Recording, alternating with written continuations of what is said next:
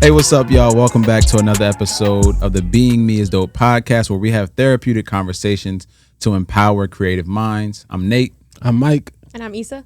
And today we will be talking about overcoming self-sabotage.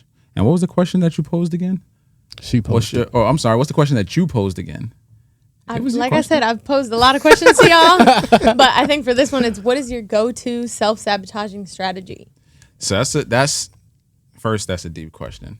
It's kind of like it's a weird question. It's like okay. So I'm not in a place where I self-sabotage anymore. But if you were asking, a year ago, my self-sabotage method, it's several things. For me, what I'll do in regards to self-sabotaging in my space is I'll pass the responsibility of what I'm doing at that time to somebody else. And that's self-sabotaging for me because typically I'm the one that can execute on the task at hand, whatever that may be. So for me, I speak a lot at schools all across the country. And when I get to that point of like I'm at the tip and I feel like, all right, I'm too close to the top and I got to get back down to zero, what I'll do is I'll minimize myself and, again, pass off those opportunities or those things to other people instead of continuing to execute. So for me, I always hit, and it's interesting enough that you asked that question. I had that fork of the road moment probably like 3 weeks ago, like when we left the Apollo. I had that moment where I was like, okay, this is usually where I like veer off and go back to zero. And I was like, I'm not doing that no more. So I had to like fight against that thing to continue to go on the right path and continue to set myself up for success. And it was tough because my subconscious mind is like, go back to zero.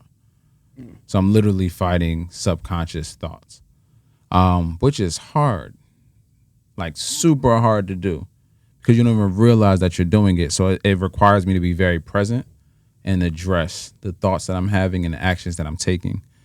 We talked about seasonal depression just a little bit, where during this time, this is actually like a self-sabotage like season for me, where I start to slow down, I start to get depressed. I can't really explain why. I stop believing in myself and the things that I have going on and my gifts and my abilities. And then I had to start fresh in the new year. So I say, I'm not doing that this year. I'm literally going to fight against it because I know what it feels like to self-sabotage. I've done it my entire, I would say, young adult and adult life. So now it's like, I want something different. Let me see what this feels like. Let me push against the grain and go on this other side. So that was a long-winded answer. But yeah, that's one of my. I have plenty of methods, but that's one. That's your go-to. That's my go-to. It's like I guess to simplify, it's almost like a self-defeating talk that I have within my mind that prevents me from taking the actions to get to the next step of whatever I'm building at the time. So it's almost like there's the devil here, there's an angel here, and it's like the devil just like kicked the angel off, and I'm like kicking it with him now, and he's like, yeah, let's start back over. You're not good enough to do this, and it's just like, dang man, I'm not. But then I'll see, my peers continue to elevate, and it's just like, man, what am I doing? You know what I mean? So, well, something you said that I think is true is like you said, it requires a lot of presence. It requires a lot of self-awareness. For sure. Because there's plenty of people that self-sabotage and never realize. They sit there and they're like, I don't understand why I'm always back in the same place or why X, Y, and Z doesn't go. And so it does take a level of self-reflection. Like even the question, what's your go-to self-sabotaging strategy? You have to know that there are several and that you probably do several and that there's one that you kind of fall back on. But there has to be a level of like, oh, I see it. Because a lot of people don't see it. Yeah, they don't see it until it's like way too late. And you're just like, man, why am I so like behind or so down in this? And it's like you said, you got to recognize it. Because I know early on I didn't recognize I was doing it. Yeah. Well, and the worst is when you can recognize someone else's self-sabotaging strategy and you don't recognize your own, or that person doesn't recognize their own. And like you can, when you're watching a movie and you see the main character do the same thing over and over and you're just like, why are you doing that? It's the exact same thing. So sometimes people can see it way before we can. And then you're just stuck in it. And then also, even when you're aware of it, it doesn't mean that you immediately can get out of it. You just go, oh, I'm doing it again. So I think there's levels to it. Like there's the awareness, there's the catching it, then there's like actually doing something about it. Because it's more comfortable to just self-sabotage. It's like I'm comfortable here in the negative space. I'm comfortable here in the traumatic space. I'm comfortable starting over. Even though you're really not. You know, you're uncomfortable. You're just not uncomfortable enough to make a change. And I think once people get to that point where it's like, this hurts like hell, this is too much. I got to that point where it's like, okay.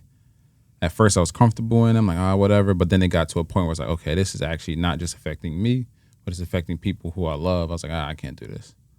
Yeah. What's yours?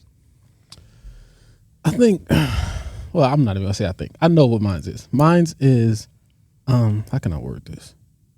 Oh, we just talked about it. Mine is letting imposter syndrome win. Facts. I be talking to myself all the time. And it's like, I'll be like, well, creatively, I'm like, bro, why am I here? Like, out of everybody I know, I do that. Why often. am I here? Often. Like, I know what I can do, but like, I don't know the capacity of the things I can do. And I'm like, bro, why are you choosing me? Well, why did you believe in me? And I don't even believe in myself half the time.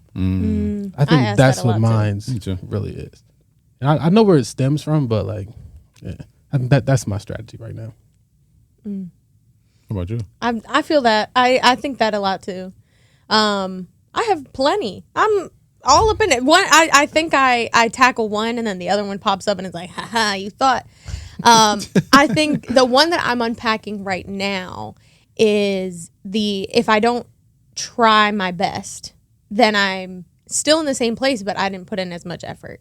So like that. Like, yeah, and it comes from having natural talent, and I'm like not afraid to say that. So it's like when you were in school, if you didn't study for the test, maybe you would still easily get an 80. Yeah, right. Sure. And then, but there were some people who like would study all night and they would get the 80 and that was their best. So for me, like I was fine with, well, if I don't study and I get the 80, that's fine.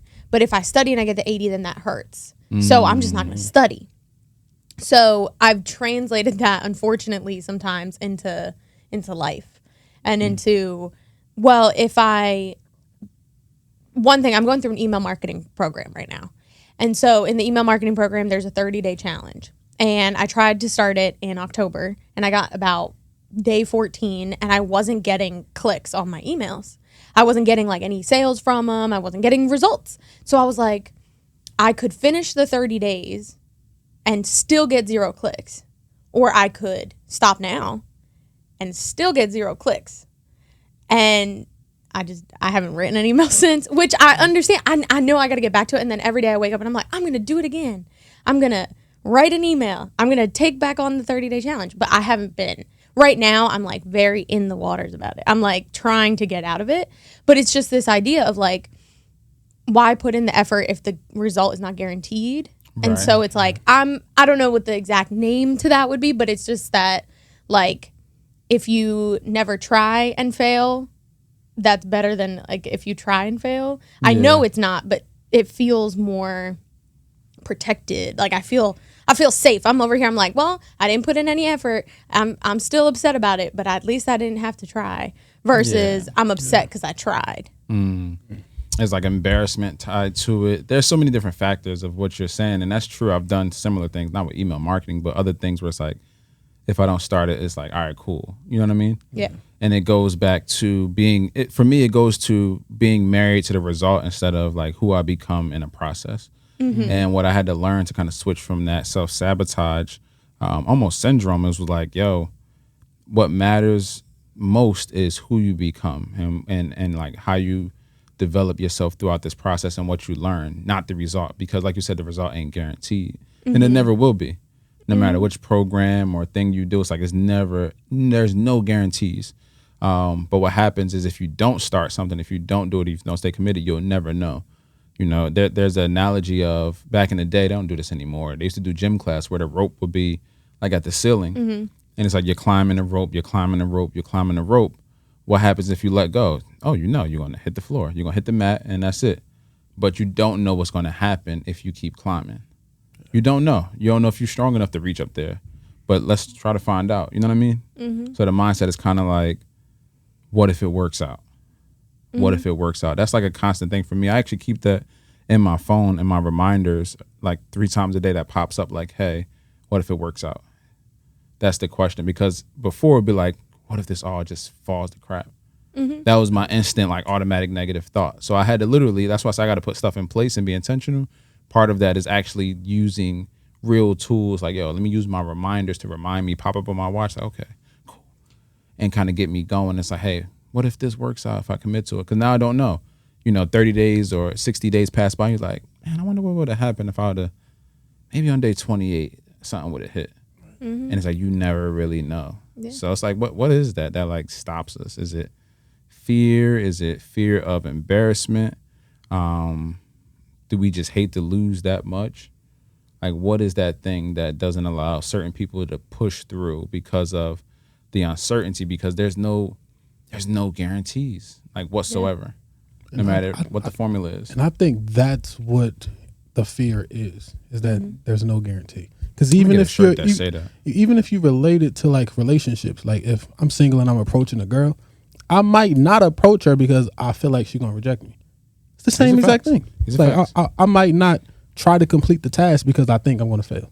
Yeah, a lot of people miss their wife and husband like that. Yeah, and it's tough. Like, the whole "there's no guarantees" is so tough just for our brains to actually process. Yeah. Like, this idea of, I don't know what's on the other side. Yeah. And so that's why we're so quick to take the instant gratification. It's why we're so quick to say, well, I know if I eat, more vegetables, over time, I could get healthier. I could improve my health outcomes. I could lose weight, whatever your goal is. I could, but there's no guarantee. Versus, if I eat that cookie that's right in front of me, I know I'm about to be flooded with a dopamine hit because I had sugar. And I know that's guaranteed. I don't know what's going to happen after. I'm probably going to feel, crappy, or there's going to be a sugar crash later, whatever. I'm not thinking about that because there's a guarantee that I'm going to get a dopamine hit from that cookie. Right. And so I think that's the difficulty, is that, like, our brain is like, nah, you got to take the thing that's in front of you, and that's the thing that we're fighting constantly, especially as, like, creative people, as entrepreneurs. Like, you're constantly fighting, do I take the thing that's right here? Do I take the nap that I could take because I make my own hours, or do I work for one more hour? I'm guaranteed to feel good after that nap. I'm not guaranteed that 1 hour is going to pay off. Like, and you're every hour you're like, oh, I could just go hang out with my friends. That's going to feel better right now. I'm guaranteed to feel better in the moment, but I'm not guaranteed that 1 more hour of work would feel better. Like, that trade-off of, like, the right now versus the long term. And I think there's moments where, like, the short term should be prioritized. There's moments where the long term. For sure. But I think that is a self-sabotaging strategy that a lot of us have, is always putting the short term first and always choosing the dopamine hit right in front of you versus, like, the long term satisfaction of achievement or of effort, all that. Right. There's a lot of people don't have that investors kind of mindset. It's like, let me get the quick thing now because tomorrow's not guaranteed. You know what I mean? Tomorrow's not promised. So it's like, I might as well just do it now. And we're sold that. But we're sold that message all of the time. For sure. Like, we're sold that all the time. There's, we can get into, like, the mechanisms that make us think that way with social media, or, mess you up. The immediate gratification of, like, I scroll and I get something new. I scroll and I get novel. Versus, I read a book and it's going to take me a while to get through 200 pages or 300 pages. It's that, like, we have been conditioned to. I'm not saying, like, that's the only reason that we can just outsource that, but we are working against forces larger than us sometimes, most of the time. And it's interesting because even with the book analogy, I think about the people who kind of do sit and read books, you know what I mean, and take that time day by day, as opposed to the person who is just, like, quick, instant gratification, a bunch of information overload. Those people, personally in my life, they're more relaxed. You know what I mean? They don't seem as jittery or as anxious. It's kind of like they move at their own pace.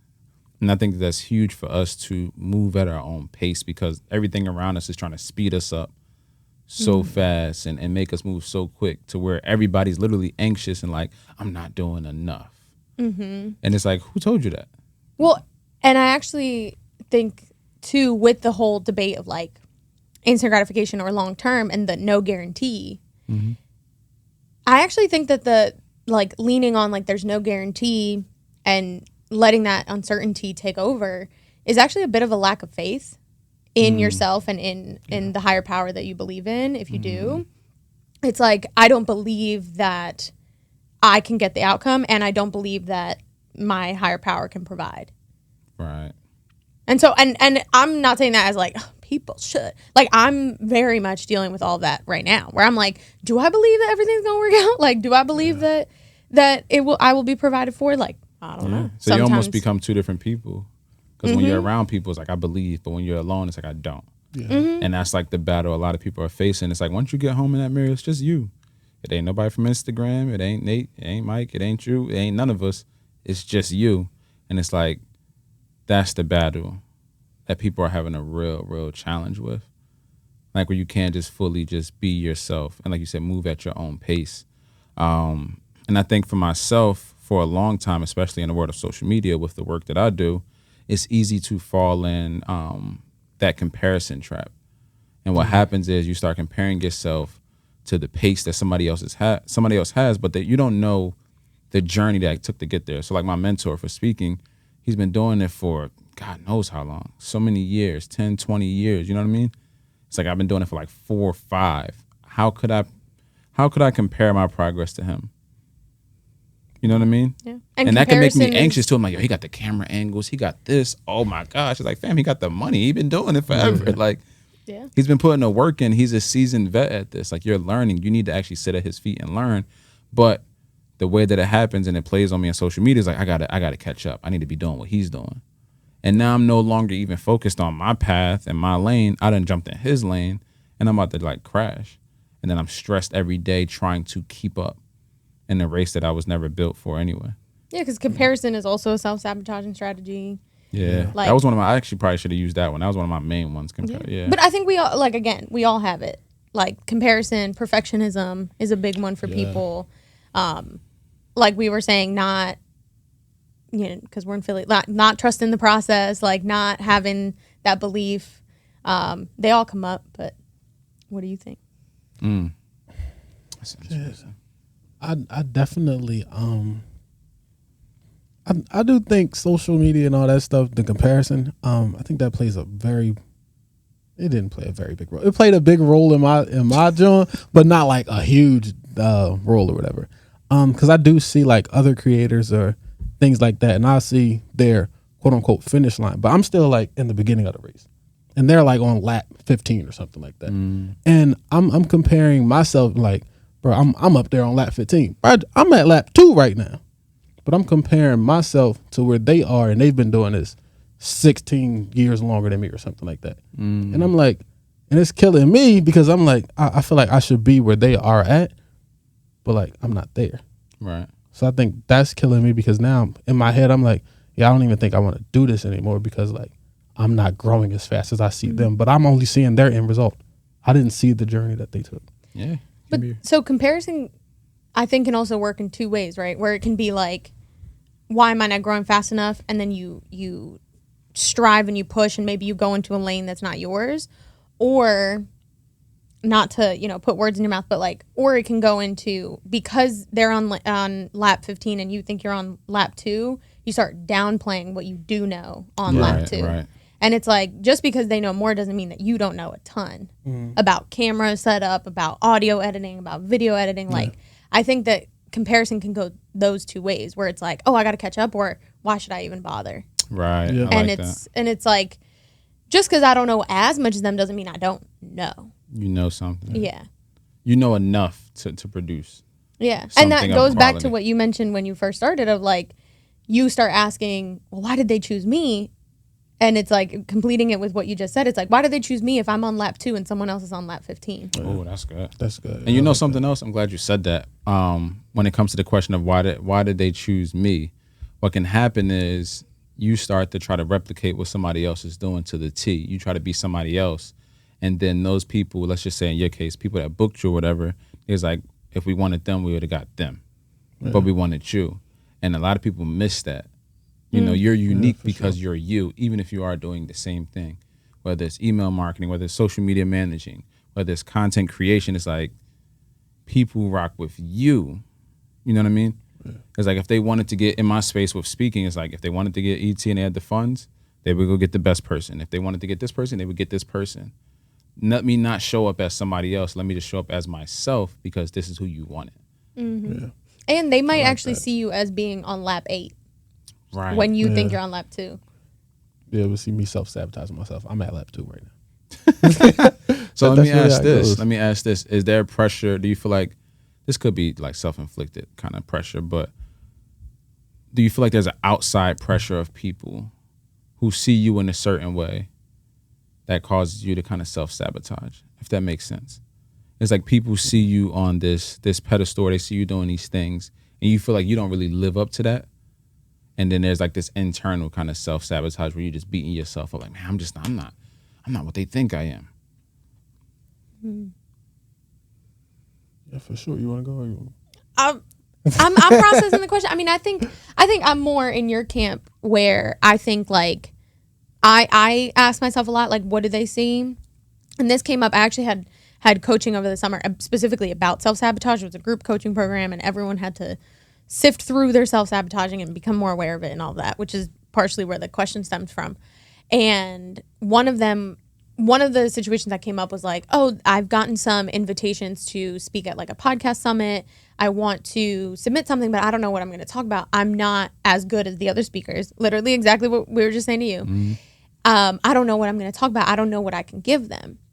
And everyone in the group was like, you don't see how much you have to give. You don't see how much you have to give. You don't see what we see. And then so my next question was, what do y'all see? Like, can y'all tell me? Like, can you give me it? And they were like, no. They were like, you have to figure it out. Because if they were to have just told me, oh, we see someone who can come up with really great podcast topics, right? Then I would automatically be like, okay, well, that's what my speech is going to be about. It's going to be about podcast topics. So they knew not to give me the answer. But I was still like, can y'all just tell me? That's actually really great, like, self-inquiry work. Like, no, we're not going to tell you, like, you need to do some inner work to. Mm-hmm. That's really, really good, actually, like, to have people around you who, like, hey, we see it, but we're not going to tell you. Mm-hmm. You know what I mean? I also, part of me, right? Part of me still like, maybe they just didn't know how to articulate it. Like, that's the self-talk part. That's right. tough. But then it's just like, yeah, and then you will, even when you are faced like literally with people being like, no, you go do the work, then you're just standing there like, how do I do the work? How do I figure this out? What is it that makes me special? And it's like, I don't know. And you can piece it together. Like, there's moments where you're like, ooh, this is my flow. This is where I'm great at.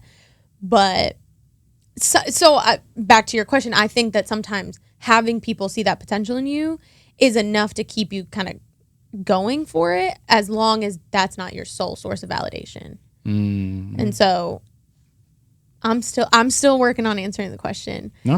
That's good. That's good. And I love that, because they could have said anything. Yeah, they could have pulled something out of their butt. Said anything just to make you feel good. Mm-hmm. And it's like, that's not it though. No. It's definitely something deeper, and it's like you'll never get over that if you don't do the deeper work. And I hope somebody's like really hearing that. I know we kind of talking in code and metaphor and all this stuff, but I really hope that you're allowing this to digest, because it's so fruitful and so rich. And for me, what happened is I would try to self-sabotage before someone saw me in a higher light. It was almost like this. I would try to self-sabotage before you saw my greatness, so I wouldn't have to show you my greatness. Mm. Mm. It's like, I didn't want to get to that standard and then let you down, so I'm going to just self-sabotage so I don't get there. Mm-hmm. You know what I mean? And I don't have to let you down. And that's such a self-defeating, like, terrible way to live your life. Not just going for especially because we only get one of these, from what I know, here. You know what I mean? That's a deeper conversation. But it's like, this time here is so valuable. Why would I not give it all? Why does self-sabotage rule my life? You know what I mean? Because there was a point where we were just young kids, just kind of living free without these barriers and limits, most of us. And it's like, what happened along those years from childhood up into adulthood, where it was like the cage is on us now? But I think that's exactly why we self-sabotage in adulthood, because as kids, we hear certain messages that make us scared to be successful. So at some point, right, I don't know your life, but at some point when you were younger, somebody said, when you become successful or when you're seen as this like great thing, you let more people down. Like that saying of like, the bigger they are, the harder they fall. Yeah. Right. Oh, yeah. Somehow you heard that, yeah. and it can be stuff where it like, even we've gone through an era where we've seen some of our famous like greats, our idols from television and all of these things turn out to be kind of terrible people. Facts. And we feel that deeply, even if we never meet these people, because they were in our homes through television and through movies and all that stuff. So it's hard not to then internalize it and be like, well, if I become great and I make a mistake, then I'm also going to disappoint all these people the same way that I felt the disappointment in XYZ person. So long-winded way to say it is because of those very like free years that you hear things, you start internalizing them, you start believing them, you start to hear like, I don't know, or even, I don't know, you start to see how the crab in a bucket mentality, where it's like, oh, well, as soon as someone starts to rise up, we pull them down anyway. So I don't want to be the person that gets pulled down. So I'm just going to stay small, and that way no one can touch me. Wow. That's yeah. You just explained my whole like last 30-some years of like, man, that's really what it's been. And now I'm to the point where it's like I no longer want to do that, but it's uncomfortable. Something that my therapist shared with me, and I think I've shared this on this podcast before. She was like, success is a trigger for you. It doesn't feel safe. It doesn't feel safe. It's like when it happens, you get anxious instantly. And it's like, okay, this is weird because I want to be successful. Like I desire it. And then you get a little bit of it and you're just like, oh my gosh, this is, I got to get out of here. You know, I was having like the greatest year of my life, but I was the most anxious I ever been. And I was like, what's really going on? And it stems from a lot of those, things you were sharing, a lot of those childhood things, those things that are planted in you that you didn't know was there. So you're out here trying to be great, and then there's something telling you that you can't be. And it's not anybody else, it's just you. And you're just like, yo, why am I talking to myself this way? And you almost can't stop the voices until you become present and do the internal work. And I believe that's when you unlock something special, and then you can fully walk in your greatness, whatever that looks like. You know what I mean? But a lot of times I feel like people go all the way to their grave, never really exploring what that looks like, because they're stuck in self-sabotage, And you said like hearing the voices in your head telling you those different stories. I don't think that those are your voices though. Those are other people's voices. And so it's more, rather than learning, it's like that cliche. We're not learning, we're unlearning. And so it's like, how do we turn off a certain person's voice, whether that was a teacher? I don't know. I've been listening to so many podcasts with like successful people and all this stuff. And like 70% of them have a story of like a fourth grade teacher who told them that they weren't going to amount to much. Fourth grade teachers ain't nothing. My fourth grade teacher was fire. Or it was a high school teacher who told them like, oh, why even bother? Like maybe that's the loudest voice in your head, was a teacher that didn't believe in you. Maybe unfortunately it was a parent and they weren't able to be as supportive as maybe you would have loved them to be. Maybe it was your first girlfriend or boyfriend said something to you and whatever. Like those voices, you have to unplug them, like mute them, just like disconnect them from the amp. Like I think those are the voices we're dealing with, are other people's, who then you start to think are yours, but they're really not. It's like it's their words and it comes from your voice almost. Because it sounds like you, but it's not you. And that's that takes some real like meditation style work, where you got to sit there and be like, all right, hold on, wait a minute, and like really monitor those things. And you know what's interesting? Overcoming self-sabotage isn't a one-time like act. So what I realized as I'm getting to the point where I'm able to break free from it, it's like, oh, this is a daily thing I got to do. Like I thought I was over it. It's like, oh, I'm good now. I'm straight. I'm confident. I'm good. Then the next day it hit and you be like, oh my gosh. And then you realize like, oh, this is something I'm going to have to deal with for a really long time. So I literally had to take this one day at a time. It's whack-a-mole. Because it's one area of your life. It's health, Then it might be finances. Then it Right. might be your relationship. Right. Then it might be, who knows, like whatever it is, you're just playing whack-a-mole with the different self-sabotaging strategies you have, the different areas of your life, and it's just constant. But I want to hear from you. The one thing I realized just listening to y'all talk, I deflect a lot. Like when you were speaking about how when you like when someone else sees your greatness, it kind of scares you or something like that.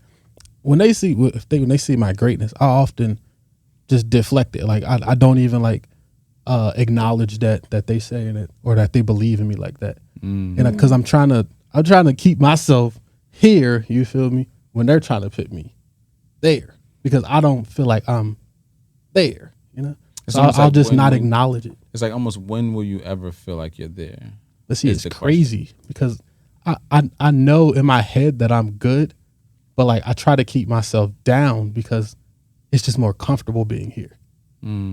It's Like- safer. Yeah, like That's like, tough too, because that's almost a false humility at times. and I think that's why I heard somebody, I forget who said this, but it's easy to fail, but it's hard to grow, and that's why I'm always just keeping myself down because it's easy down here. Yeah. I don't have nobody to impress but myself Right. when I'm down here.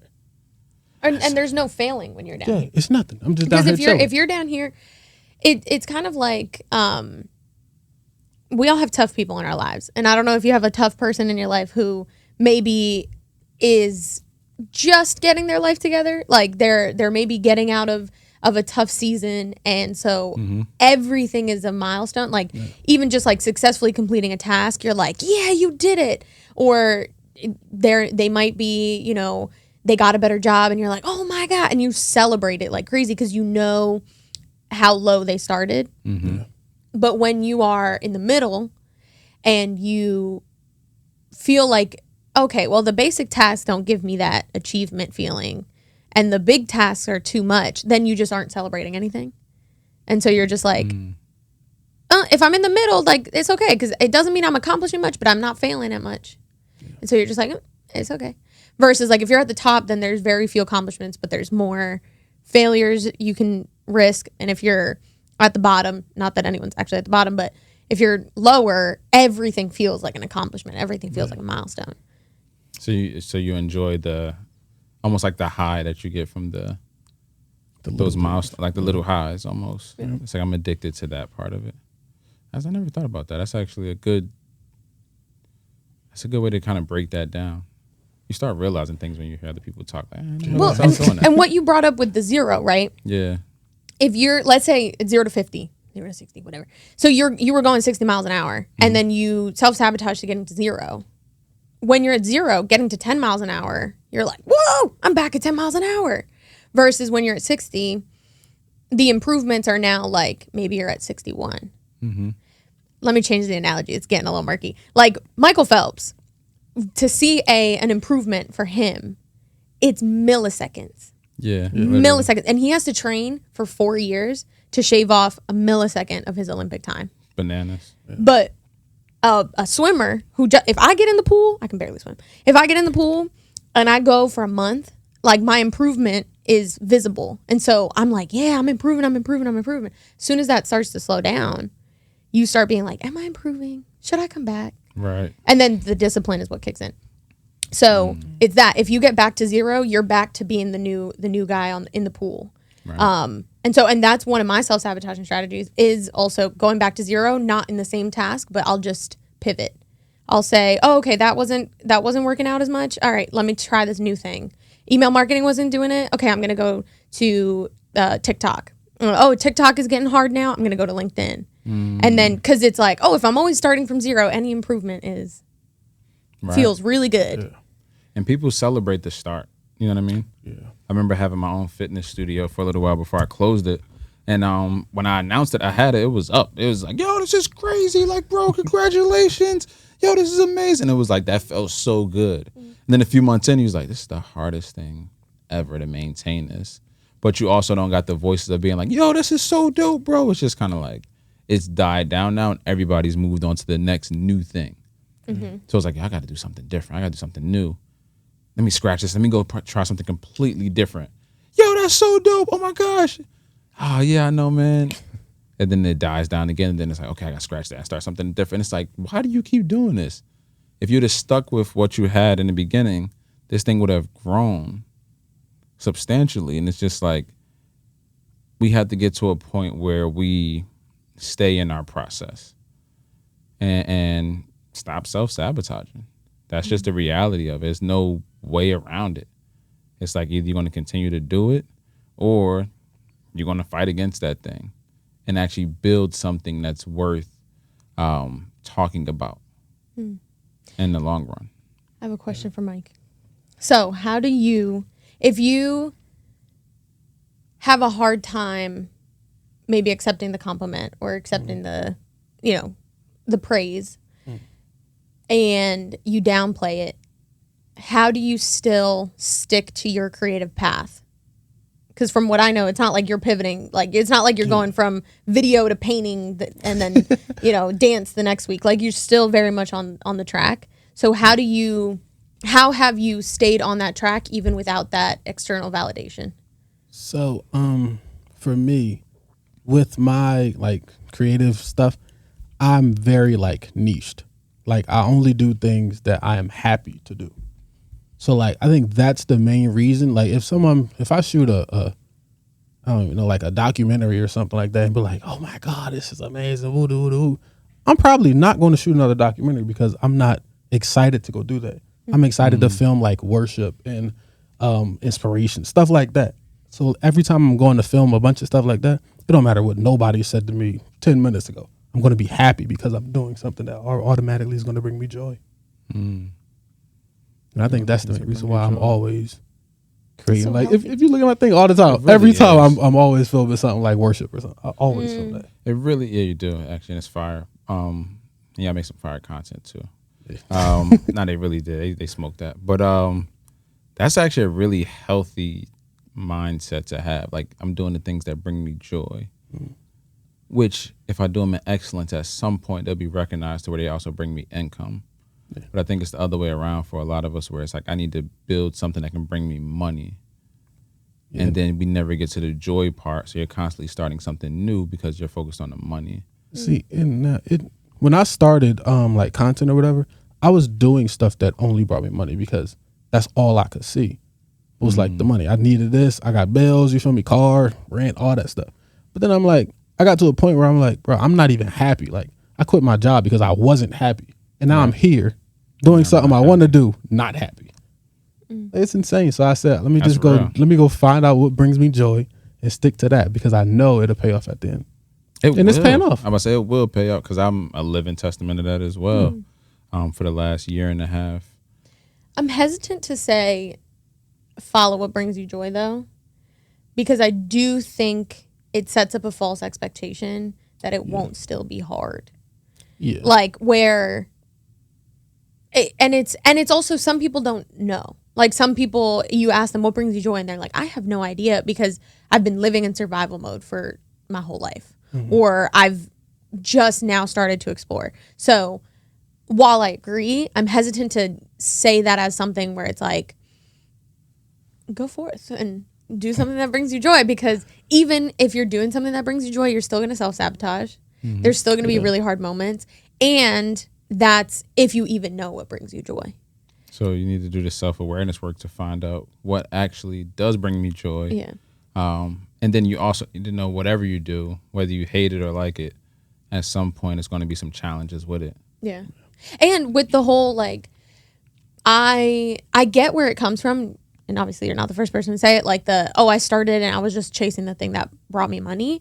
I personally don't have a problem with that, because it's like, you know what brings me joy? Being able to pay my bills. Like, being able to feed myself or feed the people I care about. So, on a fundamental level, I think starting with, hey, I want to make some money from XYZ skill that I have, I don't think there's anything wrong with it. And that is how a lot of people do then discover what brings them joy. For example, with me, with podcast production, I never thought I was going to be a podcast producer until a friend called me up and was like, hey, I can't take this job. Do you want to be a podcast producer on the side for this person?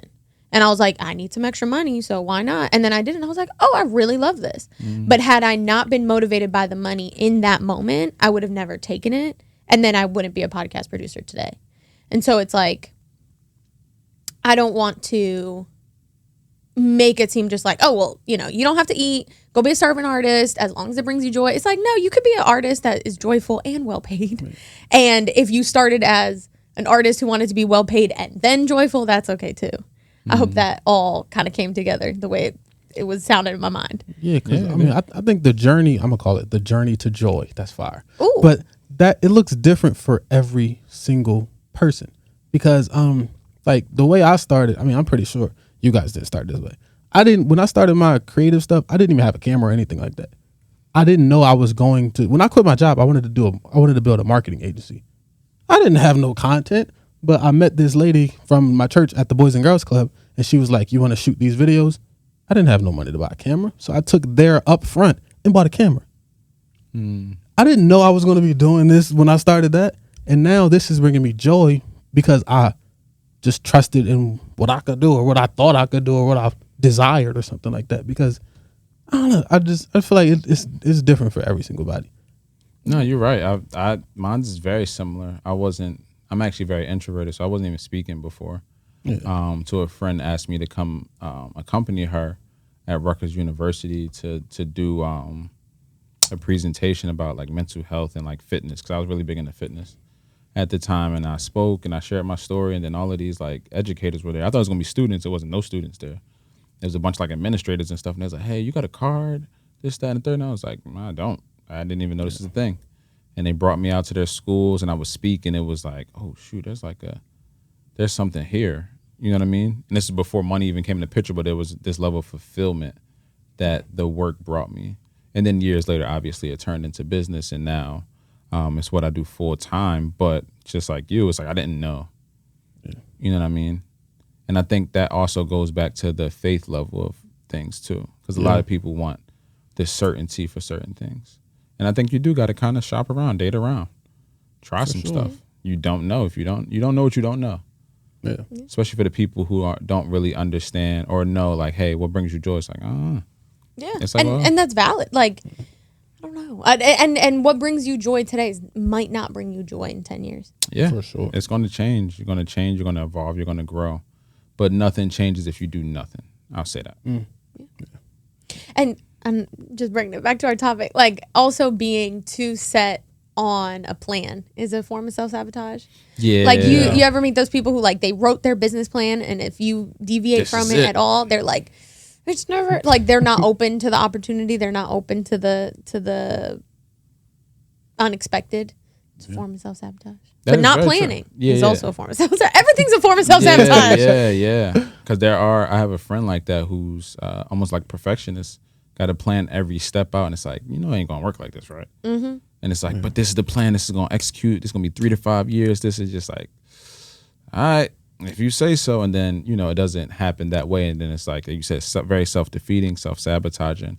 And I think there has to be some room for like, hey, I don't know what's about to happen, but there needs to be a plan too, right? There needs to be some level of preparation and wisdom. Like, hey, this is what I want to do.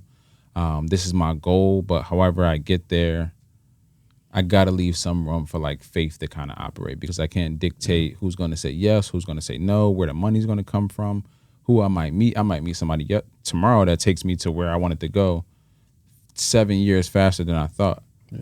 So there has to be some room, because if you're too routine, you just leave no space. And I feel like that's very stressful too. You know what I mean? I wake up now, I'm a very expectant person. I'm like, I'm expecting good things to happen. I'm expecting to meet somebody. I don't know what's going to happen, but I'm expecting something dope to happen in 2023. We'll find out. We'll see when it happens. But in the meantime, I'm going to work this plan I have. Yeah. You know what I mean? But I'm also not married to this. If it switches up and it aligns with my morals, my goals, and just different things that I believe that I feel like I'm called to do, okay. Because podcasting wasn't a thing for me until the pandemic. Yeah. I swore I was going to just be speaking in schools. I had it lined up for like the next 6 months, and then the pandemic hit. And I was at home like, fam, what am I going to do? Like, first, all my gigs got canceled, so I'm broke. I'm like, you know what? there has to be a way I can still add value to people. So I bought a little microphone for my phone, plugged that joint in, went on Fiverr, got a little cover art, and I just started recording out of my bedroom with the terrible sound. And I put out like 30 episodes. Yeah. You know what I mean? So it's like stuff happens when you continue to stay in motion and not get stagnant or down on yourself because one thing didn't work out. Because usually when things don't work out, it leads you to the thing that will. Yeah. If you're open to it. You have to be open to it. Yeah. If you're not open to it, then because I think it's all about that middle ground, right? Where it's like, yes, we can throw all the positive phrases at it. Like the rejection is redirection. And it's like, if you're willing to be redirected, like there's always that if you're willing piece. Like, and so the finding the middle ground is what we were saying. You can't overplan, but you can't, be frivolous with it. Mm-hmm. You can't be expectant to the point where you don't do any work, but you also can't shut yourself off from the unknown. Like you can't downplay yourself too much, but you also can't overhype yourself to the point where you don't do the work. Right. So it's like, how do we always find this middle ground? I think that's how we overcome self-sabotage, is because often when we discover that we have a self-sabotaging tendency, like the most common one I've seen is someone who is a perfectionist. To overcome perfectionism, they become an underplanner. Like they become someone who just doesn't plan. And then, or they present it as, oh, I just take messy action now. And that is still not the answer. So it's more like, okay, how can I meet in the middle? And it does take a little bit of just trial and error, but I think it's always just meeting in the middle to overcome that. Yeah. It's like we need to learn how to live in the middle, which was, we say, the process. Yeah. It's like, just focus on who you'll become in the process. I think that's the most important thing. Y'all said a mouthful. I'm gonna be honest. Y'all got my wheels turning about a lot of different things, especially as we, are closing out the year, and people are very expectant. People love a fresh start, so everybody's excited for January. Like, y'all get that fresh start, and it's like, well, you woke up this morning, that was a fresh start. But that's another podcast. I think that what was shared today is very relevant to what a lot of people, especially creatives, are going through. I would say it's safe to say that even us here, we're still going through that challenge. Yeah.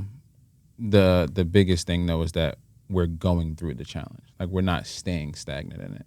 We're doing the work, whatever that looks like. If it's having to get coaching, therapy, talk to a friend, whatever it is, we're not staying stagnant, even though we're having this challenge of self-sabotage.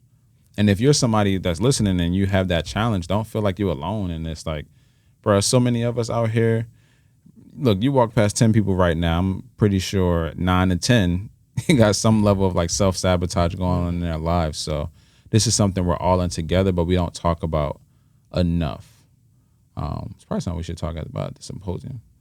It's probably something, it's probably a good topic, honestly. Write that down. Every single one of us has. Yeah, multiple we have self-sabotaging strategies. Some are worse than others, but we all have our own self-sabotaging strategies that are unique to us. Yes.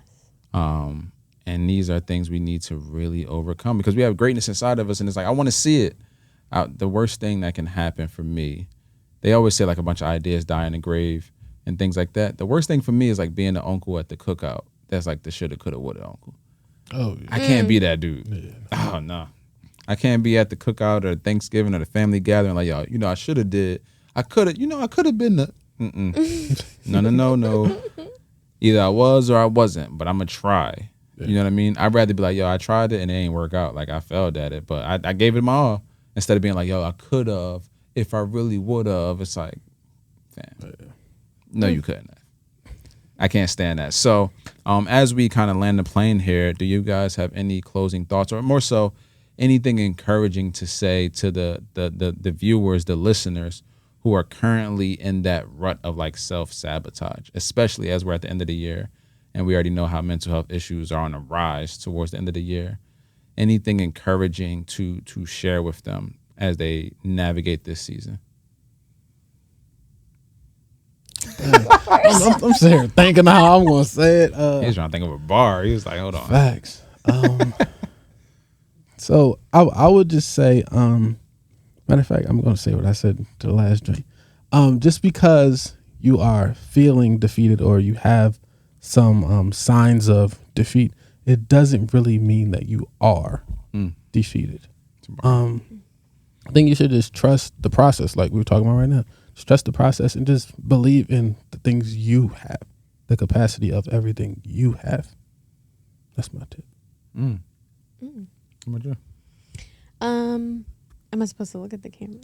I'm like, It's up to you. It's up to you. I'll look at y'all. All right. I'm like, I don't that's know a what I was lot of looking at. pressure. Just mad people looking at me. Start. Yeah, I'm like, oh. Right in the eyes. No, I think I'll go back to kind of what we were talking about.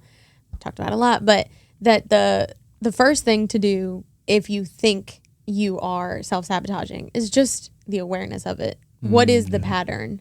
What happens as you approach greatness? What is the feeling inside of you, and what is the reaction to that feeling externally for you?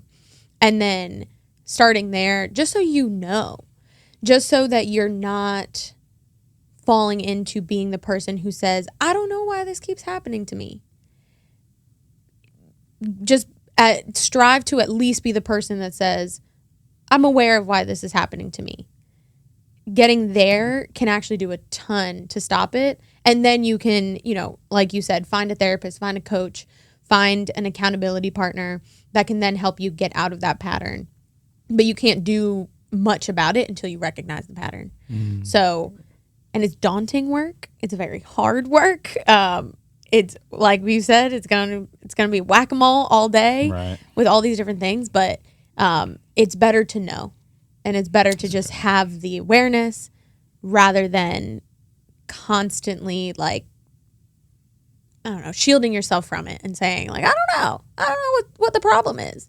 It's like the problem might be me. Yeah, that's real. And so, not the most encouraging, but I do believe that just with that little bit of awareness, you can really start to chip away at it and get a little closer to your personal definition of greatness.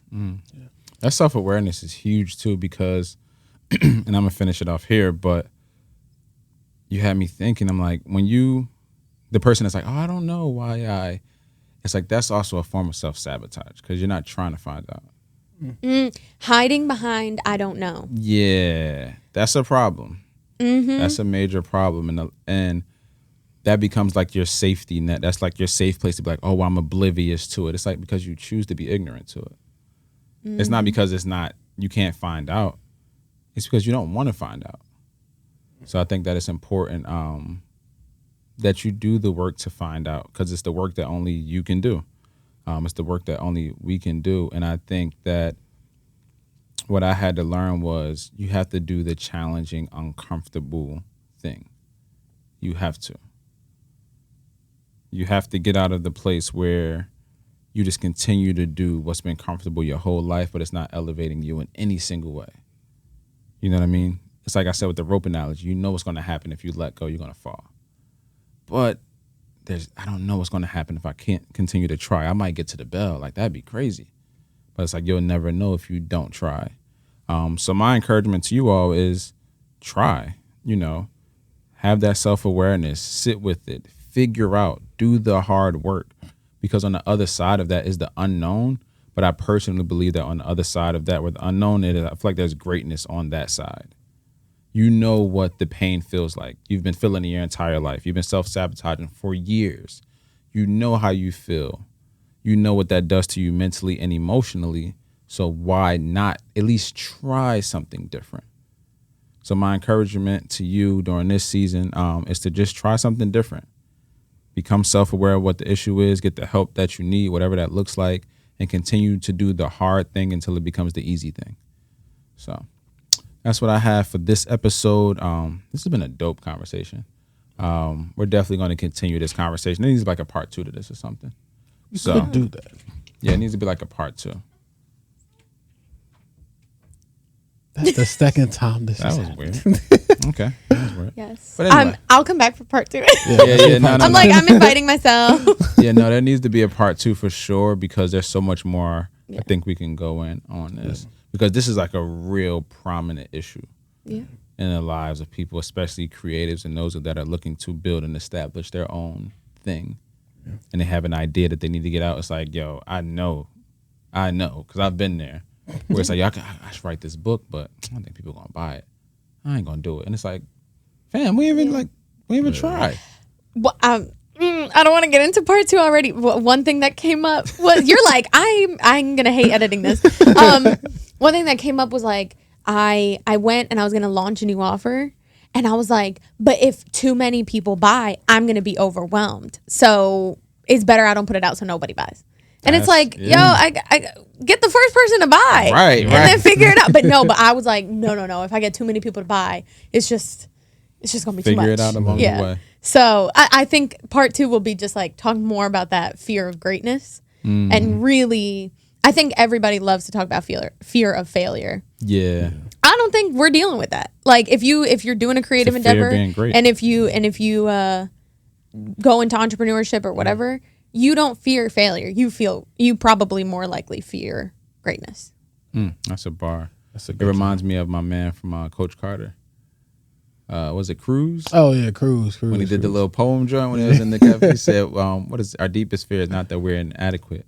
Our deepest fear is that we're like powerful beyond measure," or something like that. I was like, "Oh, he was dropping bars," but that's exactly what you were sharing. It's like we fear greatness. Like, why do I fear being? I want to be great, but I fear greatness. I want to be great, but I fear. It's this constant like dichotomy, this tug back. Look, we're gonna come back with a part 2. Part 2, because we got a part 2 coming. So stay tuned. Make sure that y'all share this. Make sure you subscribe. As we always say, leave a review. Follow us on all of our social handles at Being Me Is Dope. Tap in. Don't miss out. We have our symposium coming soon. We're going to drop some information on that. So stay tuned.